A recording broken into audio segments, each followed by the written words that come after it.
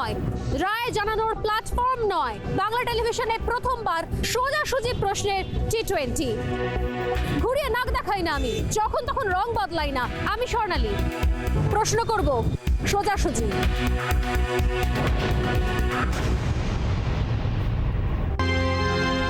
नजरें चाहे हमारी आसमान पर हो और पैर हमारे हमेशा जमीन पर ही रहे।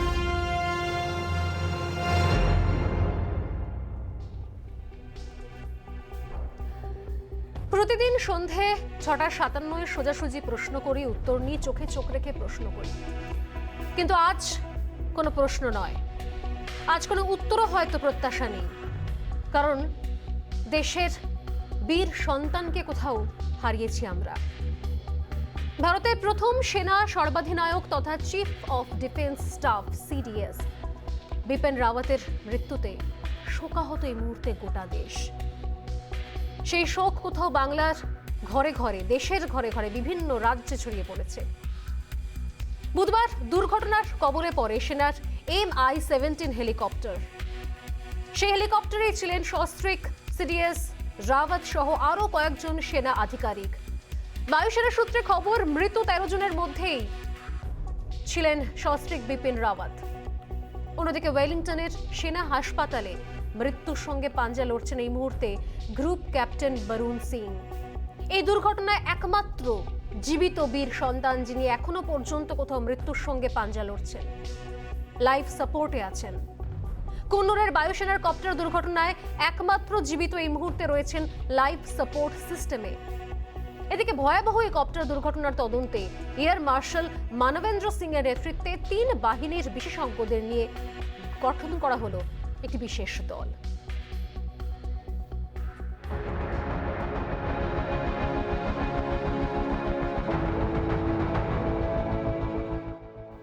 কুন্নুরের দুর্ঘটনাস্থল থেকে উদ্ধার দুর্ঘটনাগ্রস্ত MI-17 V5 এর ব্ল্যাক বক্স।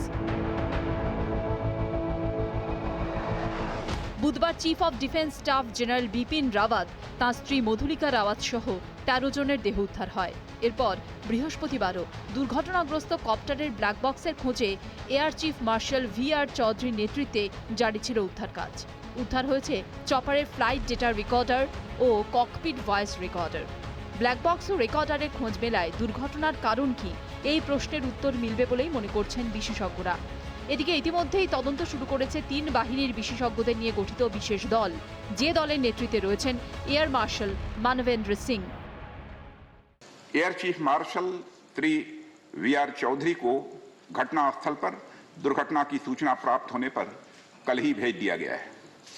उन्होंने घटनास्थल एवं वेलिंगटन हॉस्पिटल जाकर स्थिति का जायजा लिया। इस दुर्घटना के संबंध में इंडियन एयरफोर्स द्वारा एयर मार्शल मानवेंद्र सिंह की अध्यक्षता में एक ट्राई सर्विस इंक्वायरी के आदेश दे दिए गए हैं।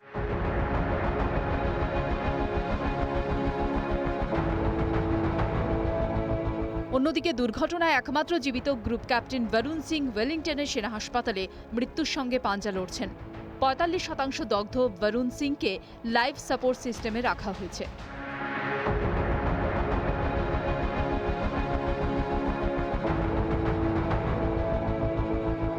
Chief of defence staff general Bipin Rawat সহ 13 জনের প্রয়াণে শোকস্তব্ধ গোটা দেশ। CDS জেনারেল রাওয়াতের প্রয়াণে শোক প্রকাশ করেছেন মার্কিন সেনাকর্তারা ও পেন্টাগনের প্রেস সচিব। বৃহস্পতিবার সংসদে শোক জ্ঞাপন করেন প্রতিরক্ষামন্ত্রী। বৃহস্পতিবার সন্ধ্যেতেই বায়ুসেনার বিশেষ বিমানে দিল্লিতে আনা হবে প্রয়াত CDS জেনারেল বিপিন রাওয়াত এবং তাঁর স্ত্রী মধুলিকা রাওয়াতের দেহ। শুক্রবার পূর্ণ রাষ্ট্রীয় মর্যাদায় সম্পন্ন হবে শেষকৃত্য। রিপাবলিক বাংলা।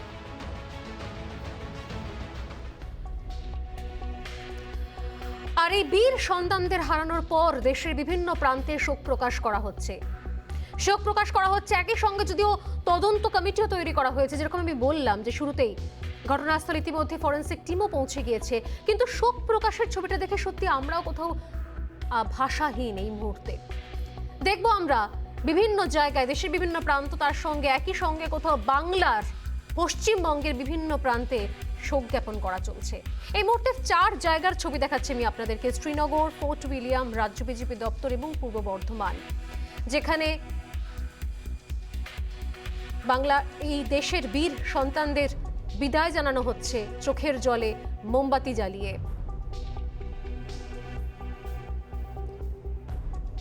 শ্রীনগরে সিডিএস জেনারেল রাওয়াতের ছবির সামনে মোমবাতি জ্বালানো হয়। সেখানকার তরুণ প্রজন্ম সত্যি সত্যি যে দৃশ্যের সাক্ষী থাকছে কোথাও গোটা দেশ। শ্রীনগরের বুকে শ্রদ্ধা জ্ঞাপন চলছে, দেশের ফ্ল্যাগ উত্তোলন করে, পতাকা উত্তোলন করে, সেখানে গোলাপের পাপড়ি দিয়ে এবং মোমবাতি জ্বালিয়ে শ্রদ্ধা জ্ঞাপন চলেছে আজ। যে ছবি কোথাও গোটা দেশের চোখ ভিজিয়ে দিয়েছে। পাশাপাশি ফোর্ট উইলিয়াম, আপনারা জানেন যে সিডিএস জেনারেল রাওয়াত ফোর্ট উইলিয়ামেও তিনি ছিলেন। দীর্ঘতার কর্মজীবনের মধ্যে বেশ কিছুটা সময় তিনি ফোর্ট উইলিয়ামে কাটিয়েছিলেন। সেই জায়গা থেকে দাঁড়িয়ে তার সামনে বিশাল তার ছবির সামনে শ্রদ্ধা জ্ঞাপন করা হয়। রাজ্য বিজেপির দপ্তরে আজকে শ্রদ্ধা জ্ঞাপন করা হয়। সেখানে ছিলেন অগ্নিমিত্রা পল, সুকান্ত থেকে শুরু করে, সুকান্ত মজুমদার থেকে শুরু করে আরও অনেকে সেখানে ছিলেন। এবং পূর্ব বর্ধমান, শুধুমাত্র পূর্ব বর্ধমান নয়, আপনারা দেখছেন যে জেনারেল বিপিন রাওয়াতের স্মৃতিতে তার এই মর্মান্তিক পরিণতির পর সেখানে রীতিমতো মোমবাতি মিছিল হয় তাকে শেষ শ্রদ্ধা জানাতে, দেশের বীর সন্তানকে শেষ শ্রদ্ধা জানাতে। এবং শুধুমাত্র এই একটা জেলা নয়, একই সঙ্গে বাংলার বিভিন্ন প্রান্ত, আমরা সকাল থেকে দেখিয়েছি আপনাদেরকে, তাকদার কি ছবি ছিল, বিভিন্ন প্রান্তের বাংলার কি ছবি ছিল। এবং একই সঙ্গে এই মুহূর্তে সত্যি সত্যি যে ছবি কোথাও আমাদের চোখ স্থির করে দিচ্ছে, দৃষ্টি স্থির করে দিচ্ছে, তা হলো শ্রীনগরের ছবিটা। আর এই মুহূর্তে কুন্নার থেকে, তামিলনাড়ুর কুন্নার থেকে আমাদের সঙ্গে রয়েছেন আমাদের প্রতিনিধি বিট্টু রায়চৌধুরী। আমি সরাসরি চলে যাচ্ছি বিট্টুর কাছে। বিট্টু, প্রথমেই জানতে চাইবো যে এই মুহূর্তে ইতিমধ্যে এই ঘটনার একদিকে তদন্ত শুরু হয়েছে, অন্যদিকে সেখানে বারবার ঘটনাস্থলে পর্যবেক্ষণ করছেন গুরুত্বপূর্ণ দায়িত্বপ্রাপ্ত আধিকারিকরা। এই মুহূর্তে কুন্নারের কি ছবি?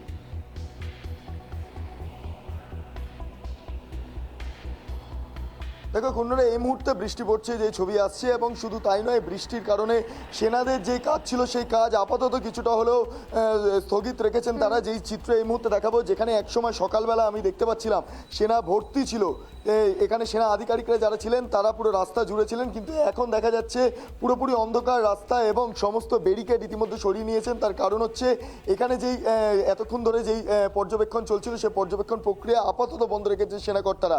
শুধু তাই নয়, আমি যে চিত্রটা আমার ভিডিও জার্নালিস্ট অতনুরাগকে বলবো দেখাতে, অন্ধকারের মধ্যে যতটা দেখানো সম্ভব, যে এই যে পাহাড় চত্বর দেখা যাচ্ছে এই মুহূর্তে, এই পাহাড় চত্বরেই মূলত, আর এখান থেকে প্রায় কয়েক মিটার দূরেই ভাঙা হেলিকপ্টার পড়ে রয়েছে। তবে এখনো পর্যন্ত সেনা আধিকারিকরা সেখানে ক্যাম্প করে রয়েছেন, কাজেই সেখানে ঢোকা আমাদের পক্ষে পসিবল নয়। এবং তাদের মধ্যে রেস্ট্রিকশন তারা জারি করেছে সাংবাদিকরা বা সাধারণ মানুষ যাতে ঘটনাস্থলে পৌঁছাতে না পারেন। তুমি জানো স্বর্ণালী, সকাল থেকে আজকে এখানে একাধিকবার ড্রোন ওড়ানো হয়েছে এবং ড্রোনের মাধ্যমে মূলত এরিয়াল ভিউতে গোটা পরিস্থিতি খতিয়ে দেখা হচ্ছে। যদি চপারের কোনো অংশ অন্য কোথাও পড়ে থাকে, সেক্ষেত্রে চপারের যে অংশ সেটা সংগ্রহ করে সেইগুলো অন্তত তদন্তের কাজে ব্যবহার করতে পারবেন সেনা আধিকারিকরা, সেই বিষয়টা তারা নিশ্চিত করতে চাইছেন। এর পাশাপাশি বিট্টু জানতে চাইবো যে আমরা সত্যি আজকে সকাল থেকে যেভাবে উদ্ধার কাজ চলছে, কুন্নার থেকে তুমি যে ছবি তুলে ধরেছো সেই ছবি আমরা পাশাপাশি দেখতে পাচ্ছি, যেখানে একদম সেই গভীর জঙ্গল, একদিকে চা বাগান, অন্যদিকে গভীর জঙ্গল, তারা সেখান থেকে তুমি একটার পর একটা প্রতিবেদন পাঠিয়েছো এবং সেই ছবি আমরা দেখছি। আমার যেটা প্রশ্ন, যে এখনো পর্যন্ত কি করে ঘটলো এই দুর্ঘটনা, কি জানতে পারা যাচ্ছে, প্রাথমিক তদন্তের ক্ষেত্রে কোন কোন বিষয়গুলোর উপর গুরুত্ব দেওয়া হচ্ছে? তুমি রয়েছো তামিলনাড়ুতে কুন্নরে, কি কি ছবি দেখতে পেলে, কি কিভাবে আজকে তদন্ত প্রক্রিয়া এগোচ্ছে, কি দেখলে?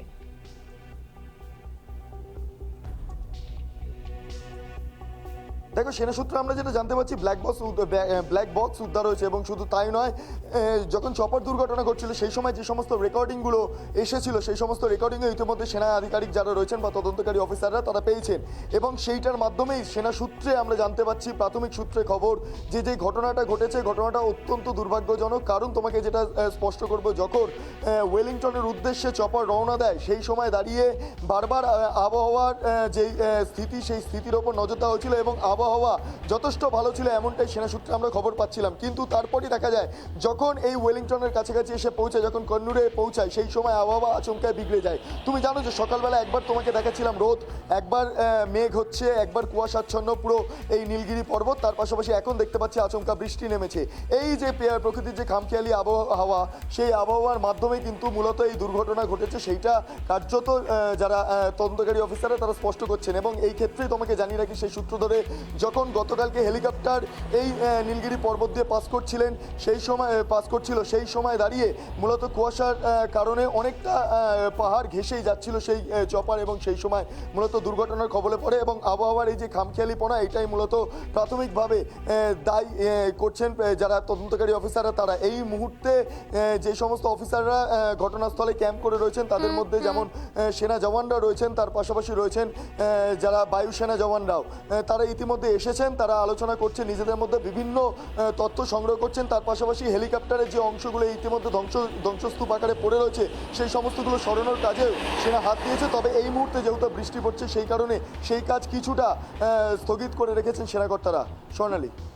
বিট্টু, ধন্যবাদ। আজকে বিট্টু সকাল থেকে আমাদের কাছে একটা প্রতিবেদন তুলে ধরেছেন, এবং সেই সঙ্গে আমি সেই ছবিও দেখাবো যে ছবি ইতিমধ্যেই কোথাও ছড়িয়ে পড়েছে, আমাদের হাতেও এসেছে, রিপাবলিক বাংলার হাতে, যার অবশ্য আমরা সত্যতা যাচাই করে নিই। সেই মুহূর্তের ছবি, যে মুহূর্তে কোথাও এই হেলিকপ্টারটি ভেঙে পড়ে, সেই ছবিও আমি দেখাবো আপনাদেরকে, যে ছবির কোথাও এই মুহূর্তে যে ছবির সাক্ষী থাকছে গোটা দেশ, এবং নিমেষের মধ্যে কোথাও সেই ছবি কোথাও আমাদেরকেও ভাবাচ্ছে যে এই মর্মান্তিক পরিণতি সম্পর্কে প্রত্যেকে জানতে চাইছেন সেই জায়গা থেকে যে কিভাবে ঘটলো এই দুর্ঘটনা।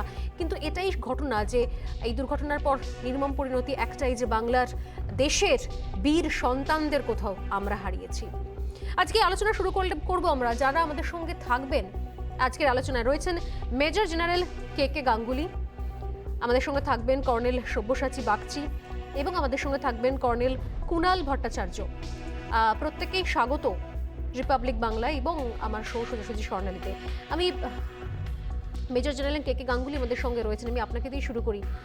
যে নিঃসন্দেহে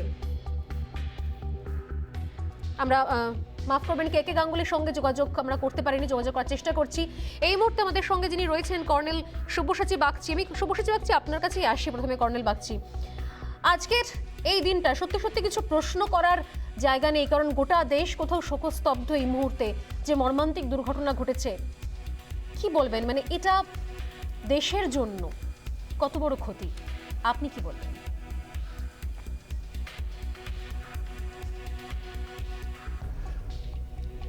আমরা একজন যোগ্য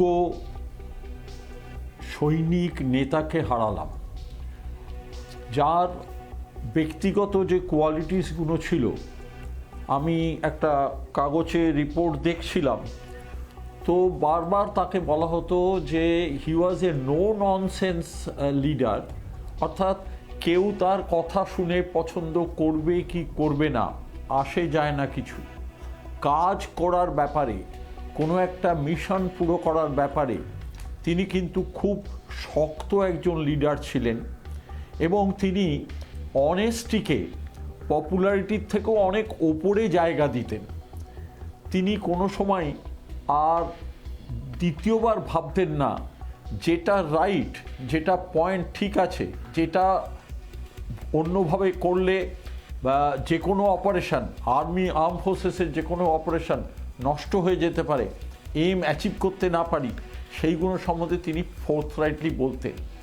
অর্থাৎ তিনি এমন একজন লিডার ছিলেন, তাকে তার জুনিয়ররা, যেটাকে বলা হয় অ্যাপ্রোচেবিলিটি, তার কাছে যাওয়া। তিনি একজন সিডিএস, তিনি কোনো সময় ব্যাটালিয়ন কমান্ডার হচ্ছিলেন, তিনি তারপরে brigade, division, core, army chief of the army staff ছিলেন, তারপরে সিডিএস হয়েছিলেন।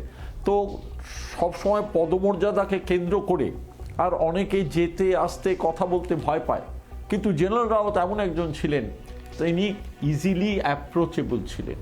অর্থাৎ যেটা একজন সৈনিক লিডারের দরকার, কারণ সৈনিক লিডারকে তার সাথে যারা আছে, সাথী যারা আছে, ইভেন একজন জওয়ানও তার সঙ্গে আর আত্মীয়তার বন্ধনে যদি না বাঁধা থাকেন, তাহলে তাকে নিয়ে, তার অধস্তন লোকেদের নিয়ে আর গুলির সামনে যাওয়া যায় না। অর্থাৎ এই অ্যাপ্রোচেবিলিটিটা জেনারেল রাওয়াতকে ট্রুপসের কাছেও অত্যন্ত একজন প্রিয় অফিসার করে তুলেছিল। আমরা সেই অফিসারকে হারিয়েছি।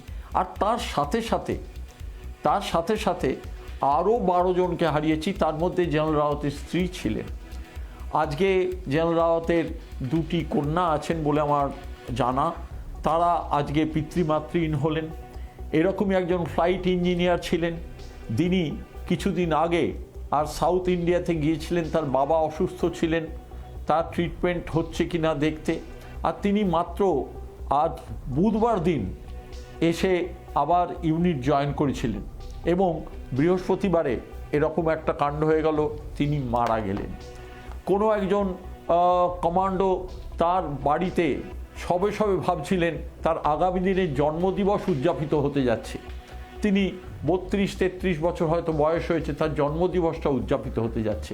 তার বাড়িতে তার স্ত্রী, তার হয়তো একটি কন্যা আছে, আর জন্মদিবসটা আর তার উদযাপন করা হলো না। হয়তো ভেবেছিলেন এই মিশন থেকে ফেরত এসে বাড়ি যাবেন, জন্মদিবস উদযাপন করা হবে। অর্থাৎ আমি যেটা বলতে চাচ্ছি, সৈনিকদের যে জীবন, সেই জীবনটা নর্মাল, আমরা যে ধরনের জীবন দেখতে অভ্যস্ত, গৃহে যে ধরনের জীবন দেখতে অভ্যস্ত, পাড়ায় যে ধরনের জীবন দেখতে অভ্যস্ত, প্রদেশে যে ধরনের জীবন দেখতে ওরকম জীবন থাকে না।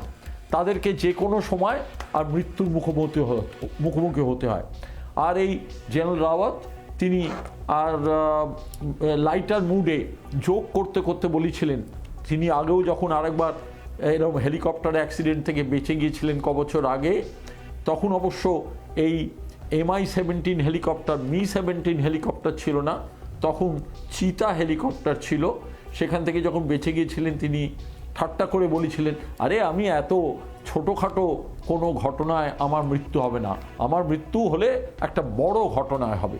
কেন জানি না, হয়তো সেইটা আজকে সত্য প্রমাণিত হলো। 2 বছর তিনি CDS ছিলেন, তার আগে chief of the army staff ছিলেন, এবং 2 বছর তিনি CDS থাকাকালীন একটা ভেবেছিলেন ডিপার্টমেন্ট অফ মিলিটারি অ্যাফেয়ার্স তৈরি করা হবে। ডিপার্টমেন্ট অফ মিলিটারি অ্যাফেয়ার্স আমাদের নেই। ডিপার্টমেন্ট অফ, আমাদের মিনিস্টার অফ ডিফেন্স আছে, মিনিস্টার অফ ডিফেন্স আছেন, তিনি একজন সিভিলিয়ান। আমাদের চিফস অফ স্টাফস আছেন আর্মি, নেভি, এয়ারফোর্সের। CDS উনি প্রথম CDS ছিলেন, অর্থাৎ আর্মি, নেভি, এয়ারফোর্সকে মিলে যে জয়েন্ট একটা ব্যাপার, স্বাধীনোত্তর ভারতবর্ষের প্রথম CDS। তিনি ভেবেছিলেন একটা মিলিটারি অ্যাফেয়ার্স অর্গানাইজেশন তৈরি করা হবে, আর তার জন্য প্রচণ্ডভাবে খেটে যাচ্ছিলেন। গত 2 বছর ধরে তিনি CDS হিসেবে এই 3টে wing of arm forces, army, navy, এয়ারফোর্সকে একেবারে একটা ইন্টিগ্রেটেড ফোর্স হিসেবে তৈরি করার জন্য চেষ্টা করছিলেন। এবার তার যে উত্তরসূরি যেই কেউ আসুন না কেন, নিশ্চয়ই আর্ম ফোর্সেসে, আর্মি, নেভি, এয়ারফোর্সে এখন সবচেয়ে থেকে সিনিয়র মোস্ট হয়তো এখনকার যিনি chief of staff general Naravane, তিনি হয়তো আসবেন। এমনি আর্মিতে 62 বছর হায়েস্ট এজ থাকে, সবচেয়ে থেকে বেশি বয়স। একজন চিফ 62 বছরে রিটায়ার করেন। জেনারেল নারভানে হয়তো কিছুদিন বাদে রিটায়ার করতেন, কিন্তু এরকম একটা অবস্থাকে তাকে হয়তো CDS করা হবে। CDS করলেও 65 বছর কিন্তু লাস্ট রিটায়ারমেন্ট এজ। সেই দিক থেকে দেখতে গেলে জেনারেল রাওয়াতের আর মাত্র 1টা বছর CDS হওয়ার ছিল, মানে কন্টিনিউ করার ছিল। আর তিনি যে কাজগুলি নিয়েছেন, থিয়েটার কমান্ড তৈরি করা, মিলিটারি অ্যাফেয়ার্স আর একটা বডি, তার ডিপার্টমেন্ট তৈরি করা, এই কাজগুলো আগামী দিনে তার উত্তরসূরিরা এগিয়ে নিয়ে যাবে। এবং আমরা যারা সোলজার, আমরা যারা আর্ম ফোর্সেসে চাকরি করেছি, আমরা আবার আমাদের শেষ শ্রদ্ধা জানাবো এইরকমই একজন বীর CDS জেনারেল বিপিন রাওয়াতকে। নমস্কার। অসাধারণ, অসাধারণ। কর্নেল বাগচির একদিকে স্মৃতিচারণ, অন্যদিকে যেভাবে তিনি সেনার জীবন বললেন, তারপর সত্যি সত্যি কোথাও সমস্ত কথা শেষ হয়ে যায়। কিছুক্ষণ আগে তিনি বলছিলেন, এই কথা বলতে বলতেই, যে এর আগে জেনারেল রাওয়াত তিনি বলেছিলেন যে এত ছোটোখাটো দুর্ঘটনা আমার মৃত্যু হবে না, আমার মৃত্যু হলে হয়তো অনেক বড় খবর হবে। হাসতে হাসতে বলেছিলেন সেই দিন, কারণ এর আগেও তিনি একবার এই ধরনের বিপদের মধ্যে পড়েছিলেন। যার জীবনে প্রত্যেক মুহূর্তে মৃত্যুর ফাঁদ থাকে, সেই হাতছানি থাকে, তিনি যেখানে জয় করে চলে আসেন, সেই জায়গা থেকে দাঁড়িয়ে এরকম হাস্যকর মন্তব্য, এরকম তাচ্ছিল্য ভরা মন্তব্য হয়তো তার মুখেই মানায়, সেরকম বীর সন্তানের মুখেই মানায়। কিন্তু যদি আমরা একটু পেছনে ফিরে তাকাই, তাহলে দেখবো আমরা শুধুমাত্র একটা ঘটনা তো নয়, এর আগেও দেশের বীর সন্তান এরকম ভাবে হারিয়েছে। এর আগেও একাধিকবার ধরনের চপার দুর্ঘটনার কোথাও নজির রয়েছে। Chief of defence staff general Bipin Rawat শুধু নন, কপ্টার দুর্ঘটনায় অতীতে প্রাণ হারিয়েছেন লেফটেন্যান্ট জেনারেল জামিল মাহমুদ থেকে বড় বড় রাজনৈতিক ব্যক্তিত্ব। বুধবারের কুন্নুরের মর্মান্তিক দুর্ঘটনায় দেশের বীর সন্তানদের হারানোর শোকের মধ্যেই ফিরে দেখা অতীতের মর্মান্তিক স্মৃতি।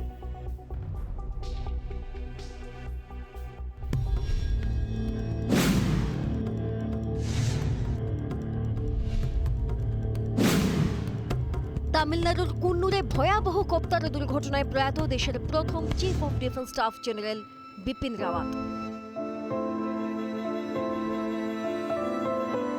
দুর্ঘটনা কেড়ে নিয়েছে জেনারেলের পত্নী সহ ১৩ জন সেনা আধিকারিক ও সেনা জওয়ানের প্রাণ।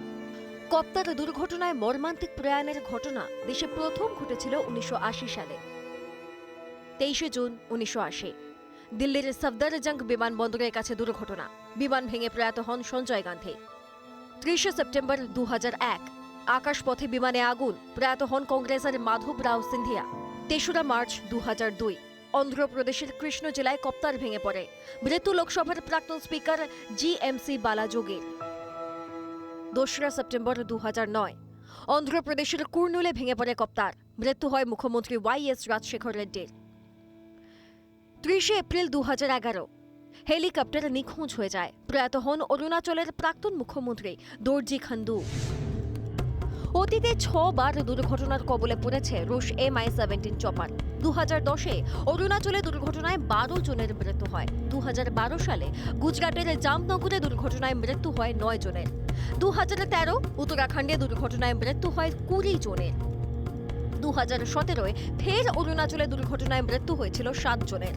২০১৮ সালে উত্তরাখণ্ডে দুর্ঘটনায় রক্ষা পান বায়ুসেনার জওয়ানরা। ২০১৯ জম্মু ও কাশ্মীরে দুর্ঘটনায় মৃত্যু হয় ৭ জনের। রিপাবলিক বাংলা। আর এই মুহূর্তে আমরা সত্যি সত্যি স্মৃতিচারণে রয়েছি, একই সঙ্গে সেই শোক নিয়েই স্মৃতিচারণ করছি আমরা। মর্মান্তিক স্মৃতির কোথাও আমাদের আজও ভীষণ রকমভাবে সেটা প্রাসঙ্গিক হয়ে দাঁড়াচ্ছে এই একের পর এক দুর্ঘটনার মধ্যে দিয়ে, যেভাবে কোথাও দেশের বীর সন্তানদের আমরা হারাচ্ছি। আমরা সেই কথা শুনবো। আমাদের সঙ্গে রয়েছেন মেজর জেনারেল কে গাঙ্গুলি এবং রয়েছেন কর্নেল কুনাল ভট্টাচার্য। কিন্তু তার আগে এই মুহূর্তে আমরা চলে যাব দিল্লির পালাম বিমানবন্দরে। সেখান থেকে আমাদের সঙ্গে রয়েছেন আমাদের ডেপুটি নিউজ এডিটর রেনেস চক্রবর্তী। আমি রেনেসের কাছে আসবো। রেনেস, এই মুহূর্তে পালাম বিমানবন্দরের কি ছবি, কি আপডেট পাওয়া যাচ্ছে?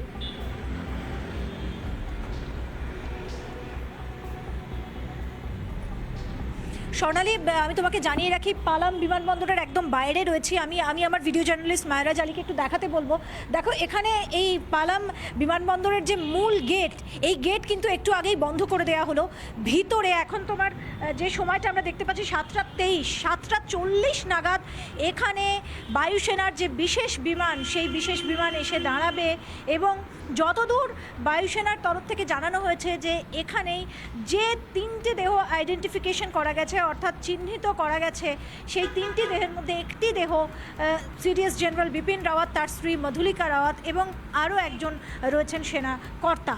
এই 3 জনের দেহ এখনও পর্যন্ত কিন্তু চিহ্নিতকরণ করা গেছে এবং এই 3 জনের দেহই এখান থেকে বেশ কিছুক্ষণ থাকবে এই পালাম বিমানবন্দরে। তারপর দিল্লির একটি আর্মি যে হাসপাতাল, সেই হাসপাতালে নিয়ে যাওয়া হবে। পাশাপাশি অন্য যারা এই চপার দুর্ঘটনায় নিহত হয়েছেন, মারা গিয়েছেন, তাদের দেহ কিন্তু এই দিল্লি হাসপাতালেই থাকবে আজকের মতো। তোমাকে জানিয়ে রাখি স্বর্ণালী, এখানে আজকে আসার কথা রয়েছে প্রধানমন্ত্রীর, কোনোটাই এখনো পর্যন্ত কনফার্ম নয়, কিন্তু প্রবল সম্ভাবনা, আমি আবার একবার জানিয়ে রাখি, প্রবল সম্ভাবনা যে প্রধানমন্ত্রী নরেন্দ্র মোদী এখানে আসবেন। যতদূর আমরা জানতে পেরেছি 8:40 থেকে 9টার মধ্যে কোনো একটা সময় তিনি এখানে উপস্থিত থাকবেন। প্রতিরক্ষা মন্ত্রী রাজনাথ সিং থাকবেন, NSA অজিত ডোভাল তিনিও কিন্তু এখানে আসবেন এবং শ্রদ্ধা জানানোর যে পালা পুষ্পস্তবক দিয়ে সেটা চলবে। 8:40 থেকে 9টার মধ্যে একটা সময় নির্ধারিত করা হয়েছে, যদিও এগুলো সবটাই সম্ভাবনা, নিশ্চিতভাবে এখনো কিছু জানা যায়নি।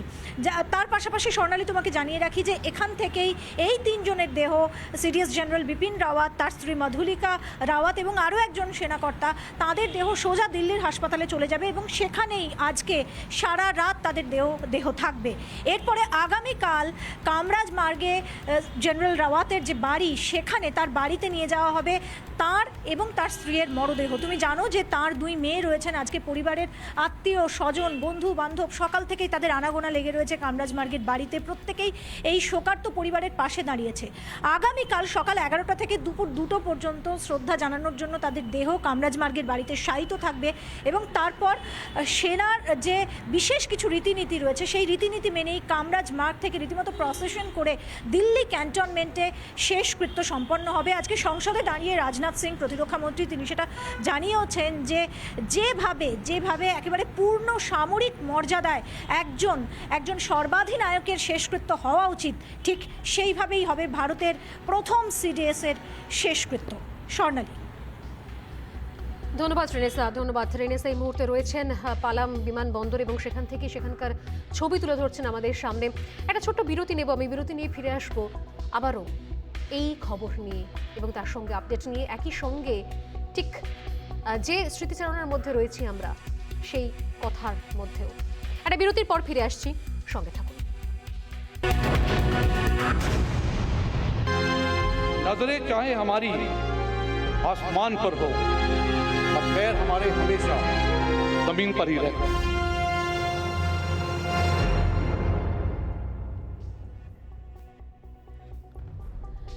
আকাশে নজর থাকলেও সবসময় পা মাটিতেই থাকুক, একটা শায়রির লাইন আমরা বারবার শোনাচ্ছি। সেই শায়রির লাইন সিডিএস জেনারেল রাওয়াতের, এবং কোথাও সেখান থেকে তার ভাবনা চিন্তা। কিছুক্ষণ আগে আমাদের সঙ্গে সেটা শেয়ার করছিলেন কর্নেল বাগচি, আমাদের সঙ্গে কথা বলছেন। এই মুহূর্তে আমাদের সঙ্গে আরও দুজন রয়েছেন major general K K Ganguly এবং রয়েছেন colonel Kunal Bhattacharya. Major general গাঙ্গুলির কাছে আসি।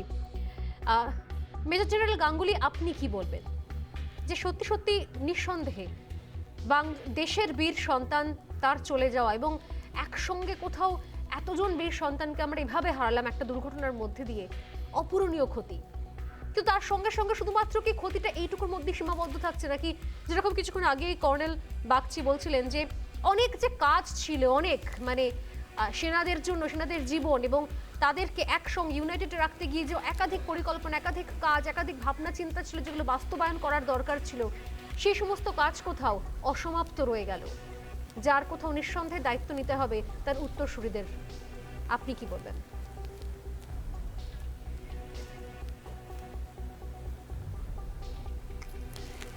দেখুন, এটা অত্যন্ত সত্য কথা। তার মাথায় যেসব চিন্তা ছিল, আমার সঙ্গে যখন দু একবার কথা হয়েছে আমি তার কিছু আভাস পেয়েছিলাম। কিন্তু এই কাজগুলো একটা বিশাল ব্যাপার, একটা মানসিক ব্যাপার, একটা ফিজিক্যাল ব্যাপার। যেমন একটু আগে ভট্টাচার্য সাহেব বলছিলেন যে আমাদের দেশের মধ্যে একটা সংস্থা তৈরি করতে হবে যারা 3টে দল, আর্মি, নেভি, এয়ারফোর্স, এদের মধ্যে যে কথাবার্তা হচ্ছে, ব্যবস্থা হচ্ছে, এই সমস্ত বিষয় নিয়ে কাজকর্ম করবে। এইটা মিনিস্ট্রি অফ ডিফেন্সে যাওয়ার দরকার নেই, আমাদের তরফেই হবে। এবং এই জিনিসটা বলছিলেন, এই রকম অনেক অনেক প্রশ্ন রয়েছে যেগুলো আমাদের সামনে দেখিয়ে দিয়েছেন জেনারেল রাওয়াত। তিনি বলে দিয়েছেন, বুঝিয়ে দিয়েছেন, যেটা কালকেও বলেছিলাম আমি, সবার উপরে ভারত সত্য, তাহার উপরে নাই। আমাদের ভারত, আমাদের প্রাণ, আমাদের শক্তি, আমাদের অনুভব, আমাদের চিন্তন। আমাদের প্রাণের কোনো মূল্য নেই। প্রাণ আসবে, যাবে, চলে যাবে, কিন্তু আমাদের দেশ যেন সব সময় জয়যুক্ত হয়ে সামনের দিকে এগিয়ে যেতে পারে। কোনো শত্রু যেন ভারতকে আক্রমণ করবার, ভারতকে হেলা করবার, ভারতের ক্ষতি করবার চিন্তাও মাথায় না আনতে পারে, এইটা জেনারেল রাওয়াত ভেবেছিলেন এবং ওই পথে তিনি এগিয়ে চলেছিলেন কিভাবে ভারতকে আরও শক্তিশালী করা যায়, সর্বশ্রেষ্ঠ করা যায়। একদম আমরা তাকে হারিয়ে তার সেই সব চিন্তা, সেই সব ধারণা, সেই সব বিশ্বাস অনেকটা হারিয়ে ফেললাম। আবার নতুন করে যারা আসবেন, নতুন দায়িত্ব গ্রহণ করবেন, তারা নিশ্চয়ই জেনারেল রাওয়াতের মনোভাব বুঝেছেন, তার কথা শুনেছেন এবং সেই মতো দেশকে এগিয়ে নিয়ে যাবেন। এটাই আমার বিশ্বাস, এটাই আমার ভরসা। একদম। মেজর জেনারেল কে গাঙ্গুলির সঙ্গে কথা বলছিলাম আমরা। আমি আসবো, কর্নেল ভট্টাচার্য আমাদের সঙ্গে রয়েছেন, তার কাছে আসবো। তবে তার আগে কিছুক্ষণ আগেই যে কণ্ঠস্বর আমি শোনাচ্ছিলাম, অর্থাৎ শায়রি, কর্নেল সিডিএস জেনারেল রাওয়াতের, তার কণ্ঠে সেই শায়রি। আমি আসবো কর্নেল ভট্টাচার্যর কাছে, তবে তার আগে শুনি কি বলতেন তিনি, তার সব থেকে পছন্দের সেই লাইনগুলো।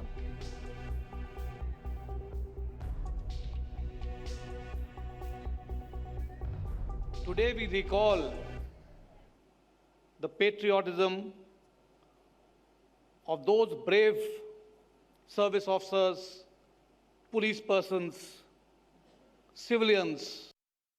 We are determined to innovate and indigenize, and we are resolved to fight Indian wars with Indian solutions.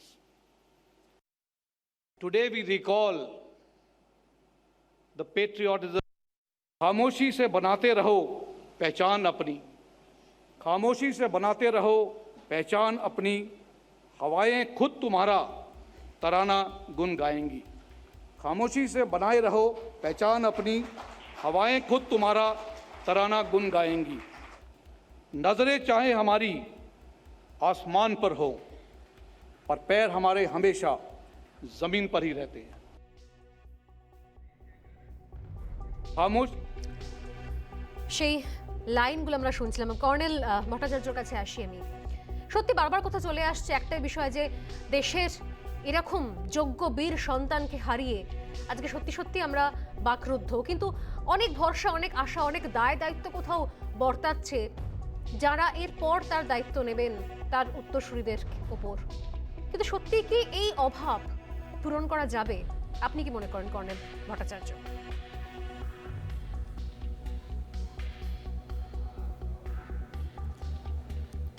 না, প্রথমে আমি আপনাদের জানাই যে Bipin was my coursemate. We passed out 63 regular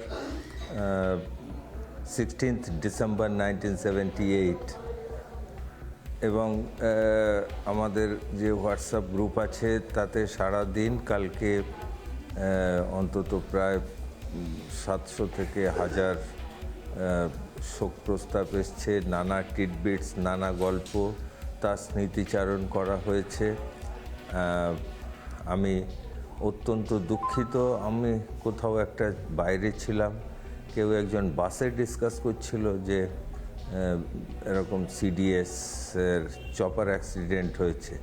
আমি তখন আমার এক কোর্সমেটকে ফোন করলাম দিল্লিতে। He told yes, Bipin is no more. আমি বাসেতেই কাঁদতে আরম্ভ করলাম। এখনও আমি বিশ্বাস করতে পারছি না আমার কোর্সমেট মারা গেছে।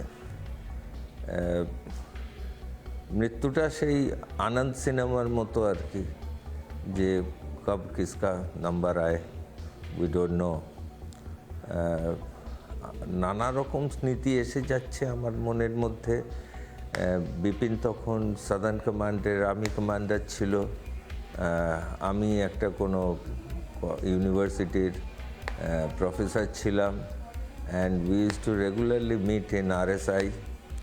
লাস্ট দেখা হয়েছিল আমার ওর সঙ্গে কলকাতাতেও বোধহয় 2019-এ কোনো একটা ম্যানেজমেন্ট কলেজে লেকচার দিতে এসেছিল, মোটিভেশনাল স্পিক। আমরা এখানে 6 জন আছি আমাদের coursemate in Kolkata. We had a party drinks and dinner in fort William. যদিও আমি অনেকটা পলিটিক্যালি ইনভলভ হয়ে গেছিলাম তখন, but he never shared when India is going to do the surgical strike, or I have never told him what BJP is going to do in the election. So our professional things were different, but our friendship, our course mates, all those who are from the Indian Army, তারা সকলেই জানেন coursemate মানে কি। মানে তার সঙ্গে হয়তো 20 বছর 30 বছর দেখা হয়নি, কিন্তু ও ইউ আর মাই কোর্সমেট, ঠিক সেই রকম হয়েছিল। রাসবিহারী কেন্দ্রের বিজেপি প্রার্থী ছিল সুব্রত সাহা এই অ্যাসেম্বলি ইলেকশনে, এবং he was also incidentally our coursemate. তো এটা হচ্ছে একটা আলাদা জিনিস, এবং কোর্সমেট যে কী জিনিস সেটা আর্মি অফিসার ছাড়া অন্যরা বুঝতে পারবেন না। আমার সেকেন্ড পয়েন্টটা আপনি যেটা বললেন যে কি ক্ষতি হলো, ক্ষতি হলো ঠিক আছে, কিন্তু আমরা যারা আর্মিতে কাজ করি, we have seen death from very close contact. সুতরাং and army strongly believes that nobody is indispensable. সেই অর্থে আমি রিপাবলিক বাংলার সমস্ত দর্শকদের এবং পুরো ভারতবর্ষের সমস্ত দর্শকদের জানাতে চাই, বিপিন যখন ছিল বা এখন নেই, Indian army was as strong as before, এবং বিপিন থাকার সময়ও যতটা শক্তিশালী আমাদের ভারতবর্ষের ডিফেন্স ফোর্স ছিল, বিপিন চলে যাওয়ার পরেও আমরা সেই ততটাই শক্তিশালী। এ ব্যাপারে ভারতের দেশবাসীর কোনো সন্দেহ ভারতের ডিফেন্স ফোর্সের ওপর থাকা উচিত নয়। It is a great loss, মানে আমাদের বন্ধু মারা গেছেন, একজন সৈনিক মারা গেছেন, ইট ইজ এ লস। ঠিক আছে, it is a different aspect, but people should not have any doubts that India is going to become weak or something. Bipin একটা কথা বারবার বলতো যে চীন এবং Pakistan, India can withstand and fight this both attack.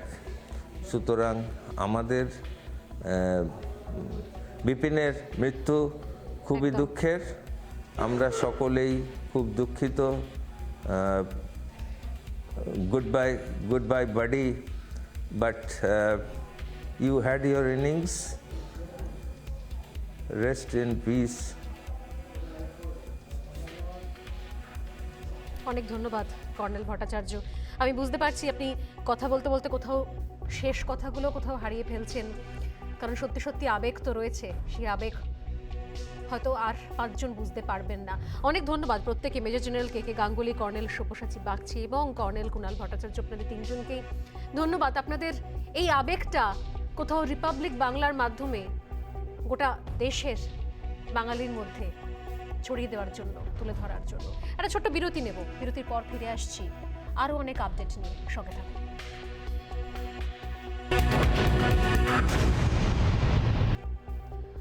ফিরে এলাম বিরতির পর, আর এই মুহূর্তে আমরা সরাসরি চলে যাচ্ছি পালাম এয়ারবেসে। ये इस दुर्भाग्यपूर्ण घटना में सीडीएस बिपिन रावत, उनकी पत्नी, দিল্লির পালাম বিমানবন্দরে এই মুহূর্তে সরাসরি চোখ রাখছি আমরা, আপনারা দেখতেই পাচ্ছেন সেখানে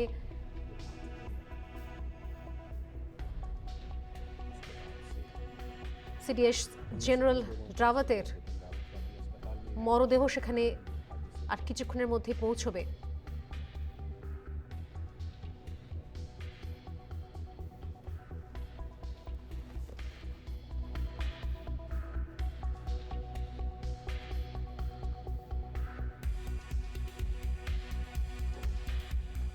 নয়াদিল্লির পালাম বিমানবন্দরের ছবি দেখছেন, সেখানে এই মুহূর্তে কুন্নুর থেকে সিডিএস জেনারেল রাওয়াতের মরদেহ নিয়ে আসা হলো এবং সেই দেহ এসে পৌঁছলো এবং এখান থেকেই শ্রদ্ধা জ্ঞাপনের জন্য তার মরদেহ নিয়ে রওনা হবে সেনার বিশেষ দল। এবং যে ছবি আপনারা দেখছেন এই মুহূর্তে সরাসরি নয়াদিল্লি থেকে, নয়াদিল্লির পালাম বিমানবন্দর থেকে সেই মুহূর্তের ছবি দেখছেন আপনারা লাইভ।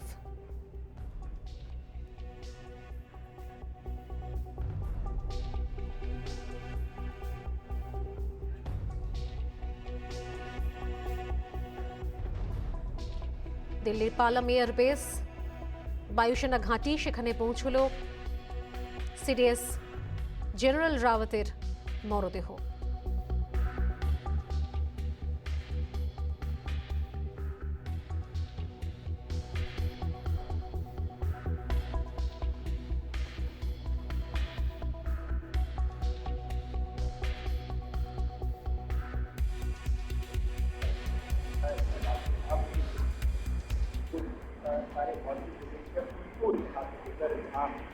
सम्मान है उसकी भी रक्षा जाएगा। तो बिल्कुल देखिए भावुक समय लगातार जिस तरीके की बात है लगातार पहले जब खबर नहीं है तो पहले ये लगातार लोग प्रार्थना कर रहे थे इस तरह से जो सीरियस है वो बचा, लेकिन जब उसकी बात है वो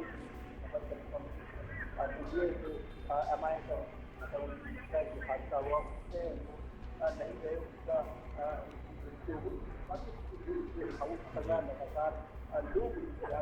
सुधीर, आपकी आवाज़ हमें बहुत साफ तो नहीं मिल रही है। हम कोशिश करेंगे कि आपसे आगे चल कर के जानकारी लें, लेकिन मैं दर्शकों को बताना चाहूँगा कि इस वक्त आप अपने टेलीविज़न स्क्रीन पर उस भावुक क्षण से रूबरू हो रहे हैं जिस भावुक क्षण में देश के महान सपूत सीडीएस बिपिन रावत का पार्थिव আর এই মুহূর্তে সেই ছবি দেখতে পাচ্ছেন আপনারা। শ্রদ্ধা জ্ঞাপন করার জন্য নিয়ে আসা হয়েছে পালাম এয়ারবেসের এবং সেখানকার লাইভ ছবি দেখছেন। দিল্লির বায়ুসেনা ঘাঁটিতে সিডিএস জেনারেল রাওয়াতের মরদেহ দেশের পতাকা দিয়ে মুড়িয়ে কফিন বন্দি সেই দেহ এসে পৌঁছলো পালাম এয়ারবেসে। दिल्ली में रखा जाएगा। एक बहुत ही दुखद और दुर्भाग्यपूर्ण हेलीकॉप्टर दुर्घटना कल तमिलनाडु के कुन्नूर में, जिसमें सीडीएस बिपिन रावत और उनकी पत्नी समेत कुल 14 लोग सवार थे और उनमें से 13 लोगों की दुर्भाग्यपूर्ण मौत। सुधीर हमारे साथ एक बार फिर से जुड़ चुके हैं। सुधीर, जिस भावुक क्षण की हम बात कर रहे हैं सेना के लिए भी, क्योंकि उनका भी পালাম এয়ারবেসের ছবি আপনারা দেখছেন, এক এক করে সেখানে सीडीएस পৌঁছেছেন देशवासियों के लिए भी ये पल ऐसा है সেনা জওয়ানরা এবং সেই মতো সেনাবাহিনীর রীতি রেওয়াজ অনুযায়ী কিন্তু इस तरह के पल हमें देखने को मिले। নামানো হলো पल को देखना पड़ সিডিএস জেনারেল রাওয়াতের মরদেহ এবং তারপর নিয়ে আসা হচ্ছে 13 জনের দেহই এসে পৌঁছেছে, মরদেহ এসে পৌঁছেছে কফিন বন্দি পতাকায় মোড়া সেই মরদেহ এক এক করে নামিয়ে আনছেন সেনা আধিকারিকরা, সেনাবাহিনীর জওয়ানরা এক এক করে নামিয়ে আনছেন। পালাম এয়ারবেসের ছবি আপনারা দেখছেন, দিল্লির বায়ুসেনা ঘাঁটির ছবি, সেখানে সিডিএস জেনারেল রাওয়াতের মরদেহ এসে পৌঁছেছে। 11 জন বীর যোদ্ধার দেহ, দেশের বীর সন্তান যাদের কোথাও দেশের বুক থেকে কেড়ে নিয়েছে একটি দুর্ঘটনা, সেই বীর সন্তানদের দেহ এসে পৌঁছেছে, কফিন বন্দি দেহ এবং তেরঙ্গায় মোড়া সেই দেহ এক এক করে নামিয়ে আনছেন বীর জওয়ানরা।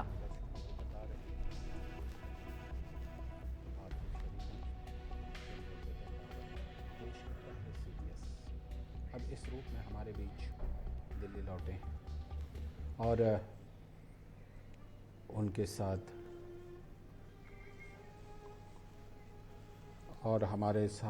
हमारे संवाददाता सुधाकर दास भी इस क्षण को बयां करने के लिए और आगे की जानकारी देने के लिए जुड़ चुके हैं। सुधाकर, ये बहुत ही भावुक पल और निश्चित तौर पर इस पल को कोई नहीं चाहता था, लेकिन नियति ने ये पल देखने को मजबूर किया है। आगे का क्या कार्यक्रम है, कहाँ पर लोग अंतिम दर्शन कर पाएंगे अपने इस बिल्कुल बहादुर रणबांकुरे का देश के पहले सीडीएस এক এক করে আজকে এই শ্রদ্ধা জ্ঞাপন হবে इनके पार्थिव शरीर को रखा जाएगा। सुधाकर এবং और যেরকম आगे का क्या कार्य? জানা যাচ্ছে রাজনাথ সিং তিনি আসবেন, প্রধানমন্ত্রী পর্যন্ত থাকবেন শোক জ্ঞাপন অনুষ্ঠানে। আপনারা দেখতে পাচ্ছেন সেই মুহূর্তের ছবি, একটা দুর্ঘটনা যেভাবে কোথাও দেশের বীর যোদ্ধাদের কেড়ে নিয়েছে, তারপর কিন্তু গোটা দেশের নজর এই মুহূর্তে পালাম এয়ারবেসের দিকে, যেখানে সিডিএস জেনারেল রাওয়াতের মরদেহ এসে পৌঁছেছে। 11 জন যোদ্ধার দেহ এক এক করে নামিয়ে আনা হচ্ছে।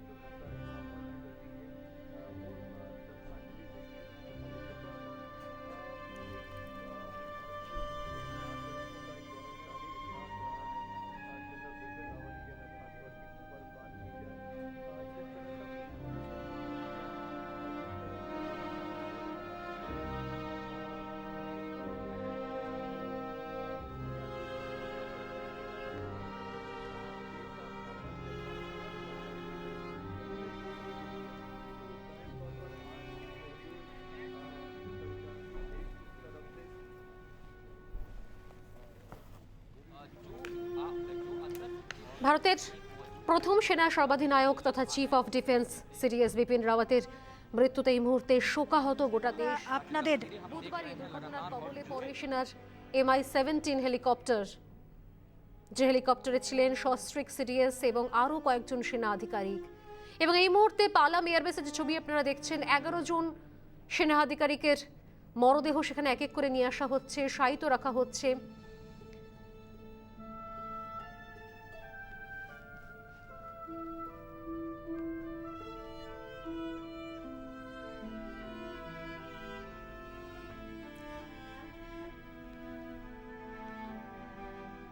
কফিনবন্দি দেহ এক এক করে এসে পৌঁছচ্ছে পালাম এয়ারবেসে। এবং আপনারা দেখছেন যে পালাম এয়ারবেসের ছবিটা, আজকে পালাম এয়ারবেস কোথাও বাকি অন্যান্য দিনের মতো বায়ুসেনা ঘাঁটি নয়।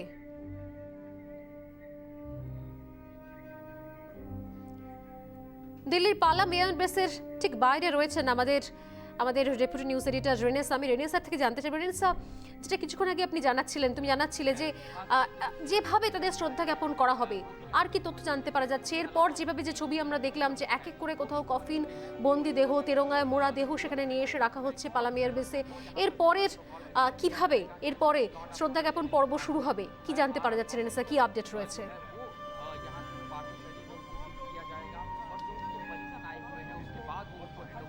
একদমই স্বর্ণালী, আজকের রাতটা একেবারেই অন্যরকম। ভিতরের ছবিটা যেটা আমরা রিপাবলিক বাংলার দর্শকদের দেখাচ্ছি, দেখতে পাচ্ছ যে কফিনবন্দি এক একটি দেহ ধীরে ধীরে ফিরছে। এই পালাম বিমানবন্দর অপেক্ষাকৃত ছোট বিমানবন্দর ইন্দিরা গান্ধী ইন্টারন্যাশনাল এয়ারপোর্টের থেকে, এবং এখানে বহুবার বিপিন রাওয়াত তিনি এখান থেকে বিমান উড়িয়ে নিয়ে গেছেন, আবার এখানেই তার বিমান অনেক সময় অবতরণ করেছে। কিন্তু আজকের রাতটা একেবারেই অন্যরকম স্বর্ণালী। যে ছবি আমরা দেখাচ্ছি, একে একে কফিনবন্দি দেহগুলো নামছে, এবং এর মধ্যে সিডিএস জেনারেল বিপিন রাওয়াতের দেহ যেমন রয়েছে তার স্ত্রী মধুলিকা রাওয়াতের দেহ রয়েছে, আরও 12 জন সেনাকর্তার দেহ। এবং তুমি যেমনটা জানতে চাইছিলে স্বর্ণালী, কিছুক্ষণের অপেক্ষা। এখানে আমরা দেখছি যে এই জায়গাটাকে একেবারে নিরাপত্তার বেষ্টনীর মধ্যে ঘিরে ফেলা হয়েছে, এবং প্রচুর সেনা জওয়ান শুধু নয়, পুলিশ কর্তারা উচ্চপদস্থ, দিল্লির উচ্চপদস্থ পুলিশ কর্তারা এই জায়গাটাকে নিরাপত্তার বেষ্টনীর মধ্যে এনে ফেলেছে। এবং শুধুমাত্র অপেক্ষা যে রাষ্ট্রপতি রামনাথ কোবিন্দ, প্রধানমন্ত্রী নরেন্দ্র মোদী, প্রতিরক্ষা মন্ত্রী রাজনাথ সিং এবং MOS প্রতিরক্ষা দপ্তরের অজয় ভাট এবং পাশাপাশি অজিত ডোভাল NSA, তিনিও যে কোনো মুহূর্তে আসবেন। কারণ স্বর্ণালী, আমি আগেই জানিয়েছিলাম যে শ্রদ্ধা জানানো হবে এখানে বিপিন রাওয়াত এবং তার স্ত্রী এবং যারা আরও 12 জন যারা এই চপার দুর্ঘটনায় প্রাণ হারিয়েছেন। এখন শুধু অপেক্ষা করা হচ্ছে, যেমনটা আমি তোমাকে জানাচ্ছিলাম একটু আগেই, যে এই রাস্তাটা এখানে প্রচণ্ড ট্রাফিক রয়েছে, কিন্তু এই মুহূর্তে ধীরে ধীরে আমরা যেটা দেখছি যে সেটাকেও কিন্তু নিয়ন্ত্রণ করা হচ্ছে, এবং এয়ারপোর্টের সামনের রাস্তাটাকে ধীরে ধীরে একটু পরেই খালি করে দেওয়ার যে প্রক্রিয়া সেটা কিন্তু তৈরি হচ্ছে, এবং তারপরেই এখানে প্রধানমন্ত্রীর যে গাড়ি, সেই গাড়ি ধীরে ধীরে এয়ারপোর্টের ভিতরে ভেতরে প্রবেশ করবে তার জন্য অপেক্ষা করা হচ্ছে। আমরা দেখতে পাচ্ছি সেই ছবি এবং আরও একবার আমি তোমাকে বলতে চাইবো যে ভিতরের ছবিটা দর্শকদের আমরা দেখাচ্ছি, সেই ছবি যেখানে একে একে কফিনবন্দি দেহ ফিরছে।